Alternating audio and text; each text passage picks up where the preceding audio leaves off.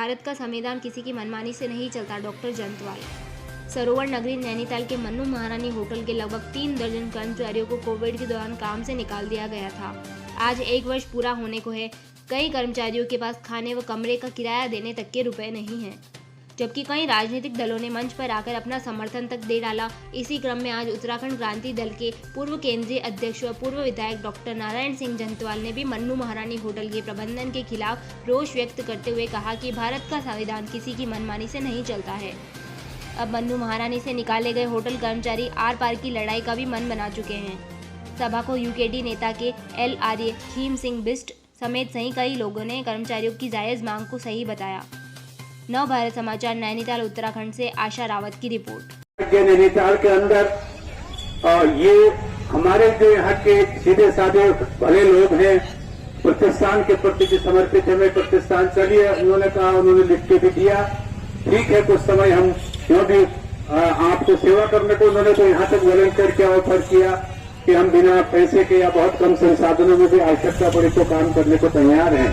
लेकिन उनका एक क्लेम, क्योंकि वो बहुत लंबे समय से यहाँ कार्य कर रहे हैं, उनको फंड्स करते हैं, सारी बातें होती हैं, तो वो उनका क्लेम वहां हमेशा बना रहा और लिख के दिया।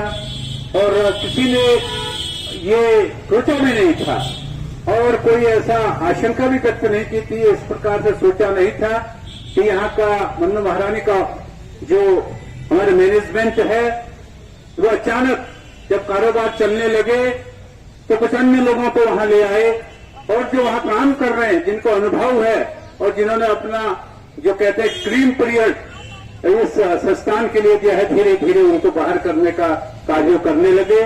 और जब हमारे जैसा आप साथियों ने बताया कि उनसे वार्ता करने की कोशिश की, तो वार्ता भी उन्होंने ढंग से की नहीं लोगों के साथ और एक प्रकार से इतनी वर्षों की सेवा के बाद बहुत उपेक्षा का रवैया अपनाया, जो उचित नहीं है।